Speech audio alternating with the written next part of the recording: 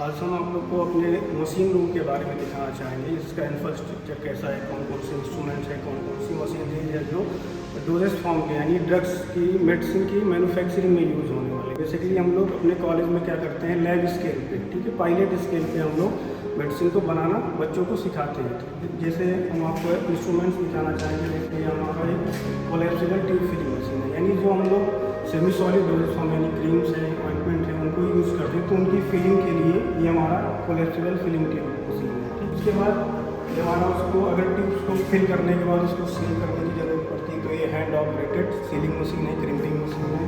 उसके बाद ये हमारा हैंड बॉटल सीलिंग मशीन है, यानी जो लिक्विड डोजेज फॉर्म सिरप्स की बॉटल होती है, सॉल्यूशंस की, सस्पेंशंस की जो बॉटल्स होती, तो बॉटल्स में हम मेडिसिन को फिल करने के बाद उसको ज़रूरत पड़ती है सील करने की, तो ये कैपिंग करने के लिए हैंड ऑपरेटेड मशीन है।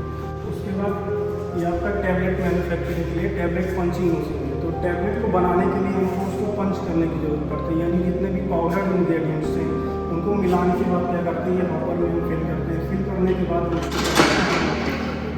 हमारी जो टैबलेट्स हैं यहाँ से बन के निकल आती है।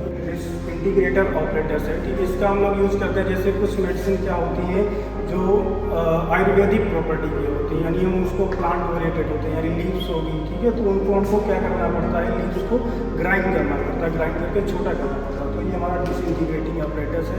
इसमें हम इसकी हेल्प से हम क्या करते हैं, अपनी जो ड्रग है उसको फाइनली पाउडर कर लेते हैं। उसके बाद ये हमारा अगर हमने टैबलेट मैन्युफैक्चर की तो उसको काउंट करने का एक ऑपरेटर्स है। इसको हम इसकी हेल्प से हम क्या करते हैं, टैबलेट को काउंट कर सकते हैं। सेम वैसे ही हमारा कैप्सूल काउंटर डिवाइस है, इसकी हेल्प से हम क्या करते हैं, कैप्सूल को काउंट कर लेते हैं। प्राइवेटी ऑपरेटर्स है, जैसे हम लोग ने टैबलेट मैन्युफैक्चर की, तो मैन्युफैक्चर करने के बाद क्या करते हैं, इंडस्ट्री से उसको हमको भेजना होता है जहाँ पे उसका कंजम्पशन होता है। तो ट्रांसपोर्टेशन के दौरान क्या होता है, जो टैबलेट्स होती है उनमें फ्रिक्शन की वजह से कितना अमाउंट लॉस हो जाता है, उसको हमको कैलकुलेट करना पड़ता है। तो उसको हम कैलकुलेट करते हैं with the help of friability tester. ये हमारा मैकेनिकल सीप्स है, ठीक है, इसमें क्या करते हैं, कई सारी सीप्स होती हैं, उनको उनके डिक्रीजिंग में साइज के अकॉर्डिंग उनको अरेंज कर देते हैं। फिर उससे क्या करते हैं, अगर जो पाउडर्ड मिक्सचर है उसमें बहुत वेरी पार्टिकल साइज बहुत वेरी कर रहा है, तो उसको हम सेपरेट कर लेते हैं उसके पार्टिकल साइज के अकॉर्डिंग। फिर ये हमारा है क्लैरिटी टेस्ट ऑपरेटर। इसका यूज़ हम लोग करते हैं जैसे हम लोग कोई पेरेंटल फार्मुलेशन बनाए, लाइक इंजेक्शन है, वायल्स हैं, तो पेरेंटल को फिल करने के बाद हमको क्या करना पड़ता है, उसको उसकी क्लैरिटी टेस्ट करनी पड़ती है, क्योंकि हम लोग उस फार्मुलेशन को डायरेक्ट ब्लड स्ट्रीम में यूज़ करते हैं इंजेक्ट करके, तो उसमें कोई भी फॉरेन पार्टिकल ऐसा कोई इम्प्योरिटी नहीं होनी चाहिए। तो इसमें दो बैकग्राउंड है, वाइट बैकग्राउंड और ब्लैक बैकग्राउंड। तो यानी अगर हम वाइट बैकग्राउंड में ये मैग्नीफाइंग ग्लास है, मैग्नीफाइंग ग्लास की हेल्प से हम क्या करते हैं, इसके पीछे अपना वायल या एम्प्यूल रखेंगे।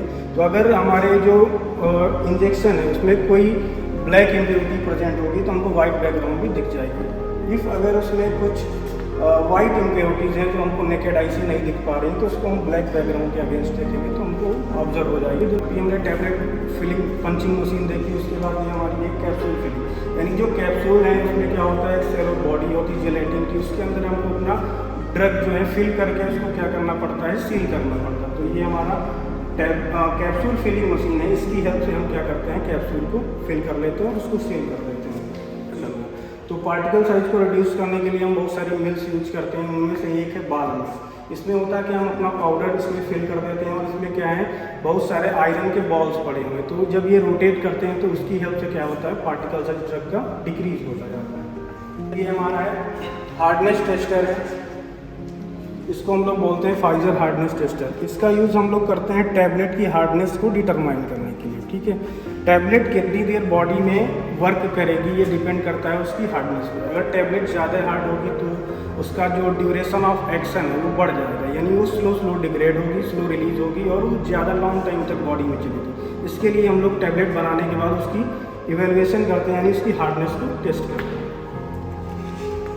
ये हमारा है एम्प्यूल वॉशिंग मशीन।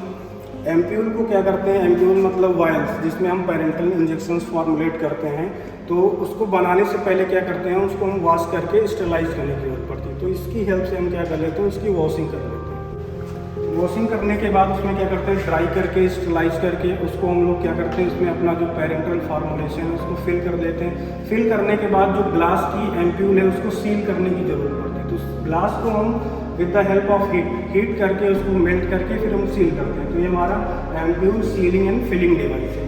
ये हमारा बॉटल फिलिंग मशीन है, यानी जो सिरप्स की बॉटल होती है उनको क्या करेंगे हम फिल कर कैसे करेंगे।